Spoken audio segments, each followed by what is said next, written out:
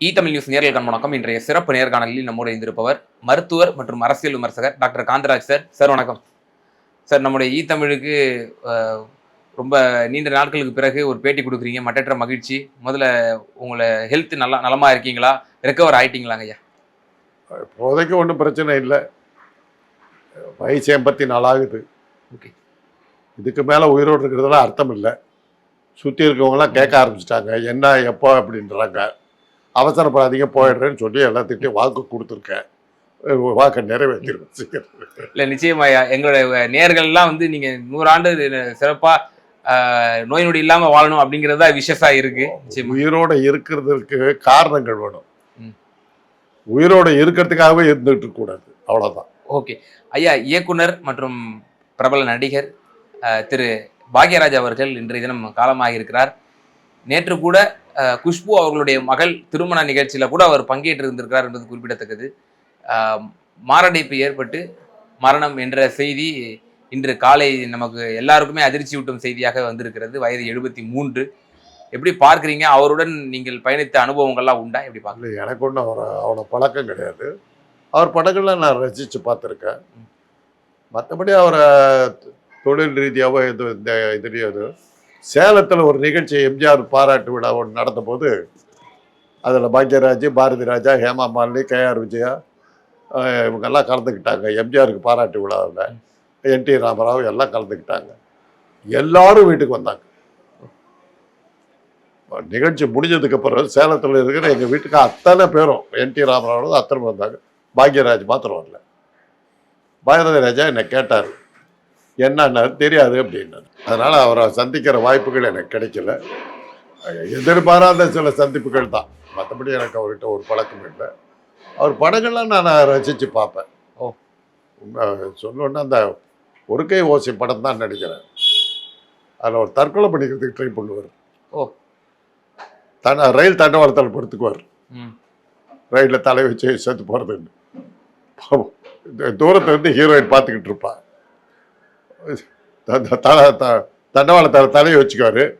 கொஞ்ச நேரம் கழிச்சு ஒரு 5 நிமிஷம் கழிச்சு எந்திரிப்பார். ஒரு கர்ச்சீஃபை எடுத்து நல்லா நாளாக மடித்து அதுக்கு தலைக்கு வச்சுக்கிட்டு படுத்துக்குவார். தற்கொலை பண்ணிக்க போகிறாரு. தலைகாணி வச்சுக்குவார். அப்புறம் எந்திரிப்பார். தண்டவாளத்தை நல்லா தொலைச்சிட்டு படுத்துக்குவார்.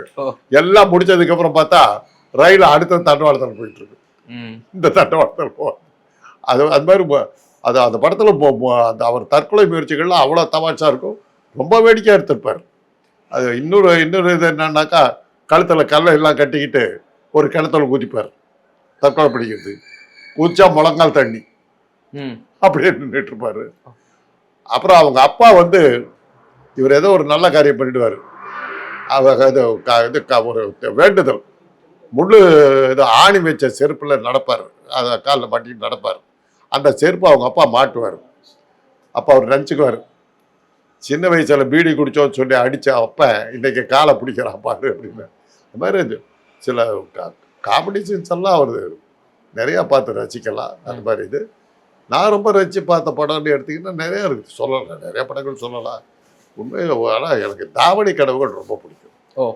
ஒரு 4 சகோதரிகளை வச்சுக்கிட்டு ஒரு அண்ணன் படுற அவஸ்தையை ரொம்ப அழகாக காட்டுவார். ரொம்ப அழகாக காட்டுவார். பெண்கள் கெட்டு போகக்கூடாதுங்கிறதுக்காக சினிமாவில் ஒரு காதல் காட்சி வரும்போது எல்லாத்தையும் காய்ச்செல்லாம் கிளப்பிட்டு பொறுங்கன்னு சொல்லி அந்த சீனை பார்க்க விடாம பண்ணுற மாதிரி அந்த மாதிரி சின்ன எடுத்திருப்பார். ரொம்ப அருமையான படம். தாவணி கனவுகள் அவர் எடுத்த படங்களில் நான் ரொம்ப ரசித்து பார்த்த படம். வித்தியாசமான படம்னு எடுத்திங்கன்னா கைதியின் டைரி. அது அவருடைய கதை வசனம் தான். சிகப்பு ரோஜாக்களும் அவருடைய இது இருந்தது. சிகப்பு ரோஜாக்கள்லேயும் அவருடைய இன்னொரு படம் விடியமறை காத்திரு. அதில் என்னுடைய நண்பர் டாக்டர் கராத்தே மணி அவரை போட்டு எடுத்தார். அது கராத்தே மணிக்கு நல்ல பெரிய விளம்பரம் கொடுத்தாரு.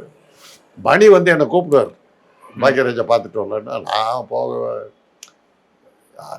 அந்த ரசிப்பு தன்மையெல்லாம் எனக்கு அவ்வளோ கிடையாது. ஒரு வித்தியாசமான படங்கள் கொடுத்தாருன்னு சொல்ல முடியாது. நல்ல விறுவிறுப்பான சுவாரஸ்யமான படங்களை கொடுத்தாருங்கிறத நிச்சயமாக நம்ம சொல்லலாம். அதே போல பாரதி ராஜாவினுடைய உதவியாளர்களே மிக சக்சஸ்ஃபுல்லாக இருந்தவர் அவர். ஓகே, அதை நம்ம சொல்லணும். அவருடைய பிரபலமான ஒரே ஒரு படம் முந்தானை முடிச்சு அப்படின்ற ஒரு படம், அதை பார்த்திருக்கீங்களா? அந்த காலத்துல எப்படி? முந்தானை முடிச்சு பார்த்துட்டு தான் அப்ப ஏவிஎம் சரவணன் சார் இருந்துட்டு அதை நீ கண்டிப்பா வந்து பார்த்தே ஆகணும்னு சொல்லி போட்டார். ம். போட்டு படத்தை பார்த்துட்டு வந்தோடனே எப்படி எப்படின்னாரு, கொஞ்சம் ஓவர் செக்ஸாக இருக்குதுன்னு சொல்லிட்டேன் நான். ஓ, நீங்க ஓப்பனாக சொல்லிட்டீங்க. சொன்ன உடனே ஆ. அப்போ ஒரு பாக்யராஜ் கொஞ்சம் தூரத்தில் நின்றுக்கிட்டு இருந்தார். நான் ஒரோட 3 பேர் 2 பேர் இருந்தாங்க. எல்லாம் அவங்க அசிஸ்டன்ஸ் போட்டிருக்கு. உடனே அவங்கள பார்த்து சொன்னேன் இல்லையா, நான் நம்ம கொஞ்சம் அடக்கி வாசிக்கணும்னு சொன்னேன் இல்லை பற்றியா, ஒரு படித்தவர் வந்து எனக்கு சொல்கிறார் பாரு அப்படின்னு நான் சொன்ன கமெண்ட் இது பண்ணார். அது அப்போ கூட எனக்கு சரவணன் வந்து எனக்கு அறிமுகப்படுத்தலை, நானும் அறிமுகம் ஆக்கலை, தெரியாது, எனக்கு தெரியாது. அரசியல் ரீதியாக ஒரு படுதோல்வி அடைச்சார். அரசியல் கட்சி ஒன்று ஆரம்பிச்சாரு. அது என்ன ஆச்சுன்னா, அந்த 7 நாட்கள்னு ஒரு படம், அது அவர் எழுதுனது முழுக்க முழுக்க எம்ஜிஆரை தாக்கி எடுத்த படம் அது. ஓ, எம்ஜிஆரை தாக்கி அப்போ அந்த அவர் உயிர் வாழக்கூடிய காலகட்டத்தில் அவர் முதலமைச்சராக இருக்கிற நேரத்தில் எடுத்த படம். ஓ, அந்த படத்தினுடைய கதை என்னன்னா, ஒரு அழகான கதாநாயகி ஒன்னத்துக்குமே லாய்க்கு எல்லாரும் ஒரு தண்டத்தை விட்டு மலையாள சினிமா மியூசிக் டைரக்டர் வீட்டில் குடியிருக்கிறான், பொழப்புக்கு லாய்க்கு இல்லை, வெட்டி தண்டம், அவனை லவ் பண்றான். அவனுக்கு அவங்க அப்பா வந்து ஒரு டாக்டர் கல்யாணம் பண்ணிக்கிற இவன் அந்த இந்த வெட்டி தண்டமான மலையாளத்தான் பின்னாடி போறான். தமிழ்நாட்டு மக்கள் டாக்டர் கலைஞருங்கிற ஒரு உயர்ந்த ஆளை விட்டுட்டு இந்த வெட்டி தண்டமான மலையாளம் பின்னாடி போறாங்கன்னு படத்தை எடுத்தாரு. ஓ, இதை எடுத்தது யாருன்னா ஆரம் வீரப்பன். ஓகே. எம்ஜிஆருக்கு கடுமையா தாக்கி எடுத்திருக்காங்கன்னு நல்லா புரிஞ்சு போய் என்ன பண்ணாரு, படம் சூப்பர் ஹிட்டா ஓடும், பயம் வந்துருச்சு. ஓகே, நம்ம மார்க்கெட்டு போகுதோ என்னமோ. உடனே என்ன பண்ணாரு, அவருடைய ஸ்டண்டே தான், அவருடைய சினிமா வாரிசு யாருன்னு கேட்டீங்க, பாக்யராஜ். ஓ, தன்னை விமர்சித்து கடுமையா விமர்சித்து அவருடைய பாக்யராஜ் சினிமா வாரிசுன்னாரு. ஓ, அப்ப அவருடைய மனைவி இறந்து போயிட்டாங்க, பாக்யராஜோட முதல் மனைவி. சுடுகாடு வரலும் போனார். ஓ, ஓகே. அந்த அளவுக்கு பாக்யராஜா காக்கா பிடிக்க வேண்டிய கட்டாயத்துக்கு ஆளானார். பட் எம்ஜிஆர் கொஞ்சம் அப்படி இப்படி கொஞ்சம் இது பண்ணாலும் கூட கடைசியாக அவர் திமுகவில் தான் இருந்தார். திமுகவில் தான் கடைசியாக நின்னார். சரியாக வரல, அரசியல் சரியாக வரல, எல்லாத்தையும் கூட்டிகிட்டு நடந்துட்டு கொஞ்ச நாள் எம்ஜிஆர் பாக்யராஜ் முன்னேற்ற கழகம் என்னமோ போட்டு எல்லாம் முன்னாடி பண்ணி பார்த்தா ஓடலை. அப்புறம் கட்சியை கலைச்சிட்டு திமுகவில் தான் இருந்தார். அது இங்கே தான் எங்கள் வீட்டுக்கு பக்கத்தில் தான் அவருடைய அரசியல் அறிமுகம் ஆச்சு. கலைஞர் தலைமையில் தான் பேசினேன். அதெல்லாம் இருந்து அதெல்லாம் சரியாக வரல. என்னை பொறுத்தவரை ஒரு நல்ல விறுவிறுப்பான சுவாரஸ்யமான நல்ல படங்களை காமெடின்னு எடுத்தாக்கா அவருடைய காமெடியை நம்ம ரசித்து பார்க்கலாம், ரசித்து பார்க்கக்கூடிய அளவில். அவர் டீச்சரா பல படங்கள்ல நடிச்சிருக்கிறாரு, அதையும் நம்ம பார்த்துருக்கோம். ஸோ அந்த கேரக்டர் அவருக்கு ரொம்ப பொருத்தமான ஒரு கேரக்டர். கிராமத்து வாத்தியாருக்கு அப்படித்தான் இருப்பாங்க.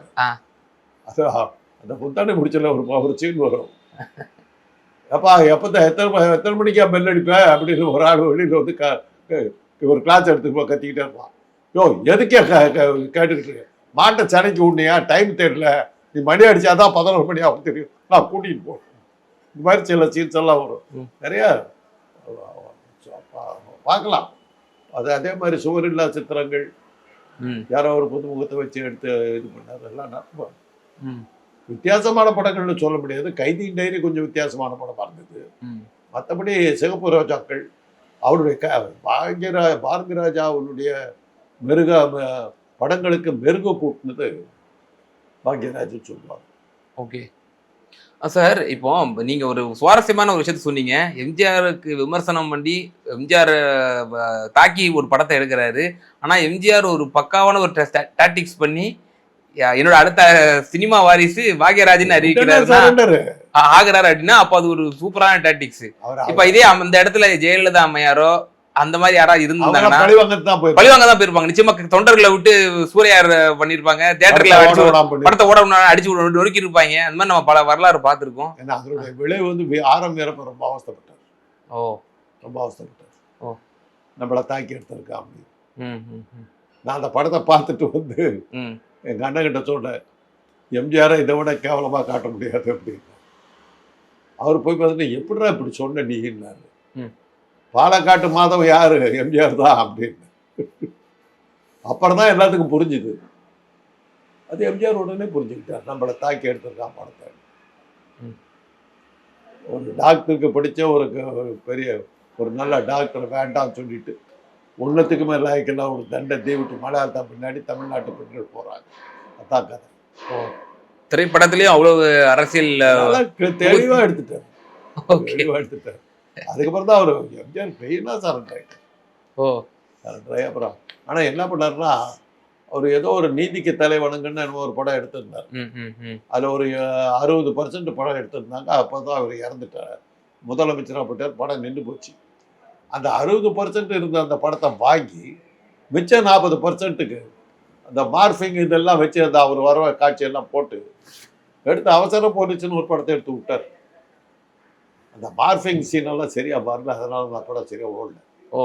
ஆனால் அதுக்கப்புறம் என்னென்னா, படம் போட்ட ஒரு 2 நாள் சூப்பர் ஹிட்டு, பயங்கரமாக ஓடிச்சு. அதான் என்ன சொன்னாங்க, எம்ஜிஆர் இறந்தும் கூட அவருடைய புகழ் நிற்குது அப்படின்னாங்க. 3ஆவது நாள் பார்த்தாங்க தேட்டர் காலி. 3 நாளில் காலி ஆயிடுச்சு. ஏன்னா அந்த டெக்னிக்கல் ஃபால்ட்னால. அது டெக்னிக்கல் ஃபால்ட் இல்லை, எம்ஜிஆருக்கு அவ்வளோதான் மரியாதை. ஓ, எம்ஜிஆருக்கு மவுஸ் குறைஞ்சிச்சு. எம்ஜிஆருடைய மவுஸ் போயிடுச்சுங்கிறது அதில் தான் தெரிஞ்சது. ஓ. அதுக்கப்புறம் தான் சரி எம்ஜிஆர் காலாவதி ஆகிட்டாருங்கிறது எல்லாத்துக்கும். சார், இப்போ இவருக்கு வந்து இப்போ அரசு மரியாதையா, அதாவது 21 குண்டுகள் முழக்க நீங்க ஒன்றும் பிரச்சனை இல்லை. இனிமேல் சினிமாவில் வந்து ஒரு சீன் வந்துட்டு போனது, ஒருவேளை எனக்கு கூட கொடுத்தாலும் கொடுக்கலாம். நீங்க நடிச்சிருக்கீங்களா சார்? 2-3 படத்தில் நடிச்சிருக்கேன். ஓ, சூப்பர். அரசு மரியாதை கொடுக்கலாம். ஏங்க, ஸ்ரீதேவி இறந்து போச்சுங்க. பிரதம மந்திரி மோடி அவர்கள் இப்போ தேசிய கொடியை கொண்டு போத்துனார்.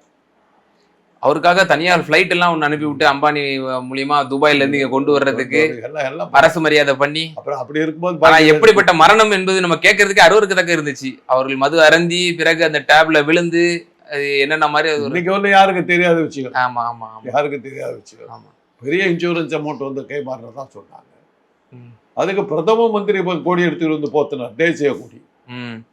இந்த நாட்டுக்கு தியாக ஸ்ரீதேவி செய்த தியாகத்துக்கு நரேந்திர மோடி செய்த ஒரு மரியாதை. அப்படி இருக்கும்போது பாக்யராஜ் கொடுக்கறது என்ன ஒன்றும் தப்பு இல்லை.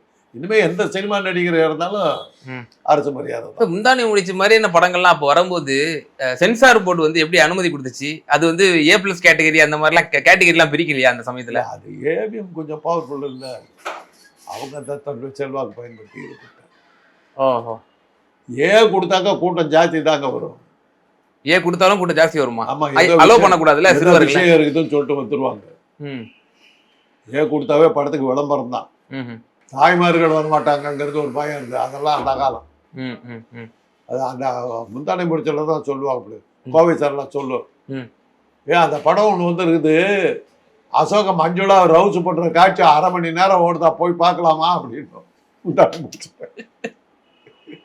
அசோக ரவுஸ் பண்ற காட்சி, ஏதோ ஒரு படம் மஞ்சுளா பண்ற மாதிரி சீனு. அதை சொல்லுவோம் அந்த அம்மா.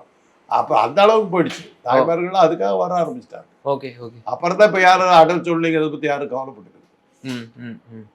என்ன சில சமயங்களில் என்ன ஆகும்னா, சில விதிமுறைகள்லாம் வந்து கொஞ்சம் இது பண்ணுவாங்க. அதுக்காக அந்த அடல் சொல்லி வேண்டாம் அப்படின்னு சொல்லி.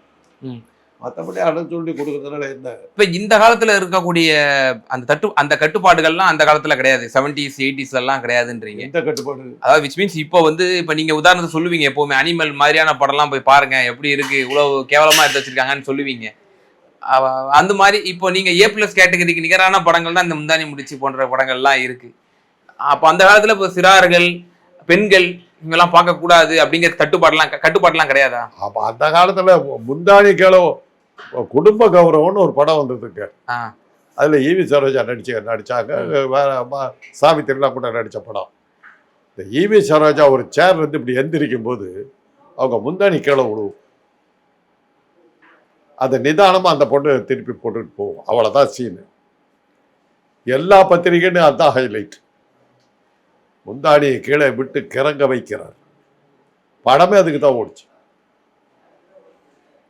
அப்போல்லாம் வந்து முழங்கால் வரலும் தெரியாது. ஓ, அவ்வளோ ஸ்ட்ரிக்ட். 50கள்லையும் 60கள்லையும் சென்சார் கடுமையாக இருந்தாங்க. ஓ, ஓகே, கடுமையாக இருந்தாங்க. ராஜ்கபூர் மாதிரி சில இவங்களுக்கு தான் கொஞ்சம் சென்சாரில் கொஞ்சம் இது இருந்துச்சு. மற்றபடி பெண் உடம்பு வீரக்கடல்னு ஒரு படம் அஞ்சலி நடிக்கிறாங்க. அவங்க குதிரையில் வரும்போது அவங்க மார்பு குலுங்குது. அதை க்ளோஸ்அப்பில் எடுத்துட்டாங்க. ஓ சென்சாரில் விட்டுட்டாங்க. ஓ என்னன்னு கேட்டால் அப்புறம் அதுக்காக இது அவங்க எதாவது எக்ஸ்பிளைன் பண்ணாங்க. மார்பு குலுங்க கூடாதுங்கிறீங்களான்னு கேட்டாங்க. ஒன்றும் நடக்கலை, அதை வெட்டிட்டாங்க. நேக்கட் மாஜான்னு ஒரு இங்கிலீஷ் படங்க. நேக்கட் மாஜா. நேக்கட் மீன்ஸ் எல்லாருக்கும் தெரியும், நிர்வாணம். ஆமா. அந்த நேக்கட் மாஜாங்கிறது வந்து ஏதோ ஒரு இதுக்காக அந்த பேர் வச்சிருந்தாங்க. ஒரு ஓவியனுடைய பற்றிய படம். நேக்கடுங்கிறது வந்து கெட்ட வார்த்தைன்னு சொல்லிட்டு பேன் பண்ணிட்டாங்க. ஓ அது வேற இன்னும் பேரை மாற்றினாங்க. ஓகே. அதை தான் வந்து என்ன சொன்னாங்க, நல்ல காலம் மை ஃபேர் லேடி தப்பிச்சுது அப்படின்னாங்க. ஒரு வெள்ளைக்கார சிங்கர் வந்து பேசும்போது சொன்னார், என்ன அதுக்கு எக்ஸ்பிளைன் நல்ல காலம் அந்த மை ஃபேர் லேடி அந்த ஸ்பெல்லிங்கை கரெக்டாக படிச்சுட்டாங்க. இல்லாட்டி அவன் மை பேர் லேடின்னு படிச்சிருந்தானே சென்சார் ஆகிட்டு இருக்கும். அந்த அளவுக்கு சென்சார் இருந்தது அந்த காலத்தில். சார் யாரும் இது எதிர்பார்க்காத மரணம். ஸோ ஹார்ட் அட்டாக் வந்திருக்கு இவருக்கு. ஸோ ஹார்ட் அட்டாக் ஒரு அன்பிரடிக்டபிள், யாருக்கும் எந்த சமயத்துலையும் வரலாம் அப்படிங்கிறதுக்கு இது ஒரு உதாரணமாக இருக்கா சார்? ஹார்ட் அட்டாக்கெல்லாம் காரணங்கள் சொல்ல முடியாது. Okay okay. அது இப்போ நான் பேசிக்கிட்டு இருக்கிறேன், எனக்கு பைபாஸ் பண்ணியிருக்காங்க. I'm at risk. Oh okay. I'm at risk. அந்த பைபாஸ் சரியாகலாம் போச்சுன்னா நான் செத்து போவேன். மரணத்தை பற்றி ஒரு வயசுக்கு அப்புறம் வந்து மரணத்தை வந்து எதிர்பார்த்துக்கிட்டு தான் உட்காந்து. ஹார்ட் அட்டாக்குங்கிறது இருக்கிறதுலேயே சுலபமான சாவு. ஓ ஏன்னா அவங்க சாக போகிறவங்கன்னு தெரியறதுக்கு முன்னாடி செத்துருவாங்க. ஓகே. என்னடா நெஞ்சு பிடிக்குது போயிடுவாங்க. அதான் கொடுத்து வச்சவனுக்கு தான் ஹார்ட் அட்டாக் வரும். அந்த ஆத்மா திடீர்னு அப்படி டக்குன்னு பிரிஞ்சிடும் உயிரோட. அந்த மரண பயம் வந்து கை காலெல்லாம் இழுத்துக்கிட்டு படுத்துக்கிட்டு, ஐயோ இது எப்போ போகும். அந்த ஏதோ ஒரு படத்தில் காட்டுவாங்க, வடிவேலு போ அப்படியே 3 நாளாக சொல்லிக்கிட்டு இருக்காங்க, தினம் அந்த படத்துக்கு தாயா கிடக்கிறார், சாக மாட்டேங்கிறார். அந்த மாதிரிலாம் இருந்தால் இப்போ சுற்றி அந்த மரண பயம்ங்கிறது வராமல் சாவறதுக்கு ஹார்ட் அட்டாக் ரொம்ப ஹெல்ப்ஃபுல்லாக இருக்கும். அஸ் டாக்டர் நாங்களாம் ப்ரிஃபர் பண்ணுறோம். Oh heart attack is better death. நிச்சயமா சார். பல்வேறு கேள்விகளுக்கு ரொம்ப விரிவாக தெளிவாக பதில் சொன்னீங்க. நன்றி.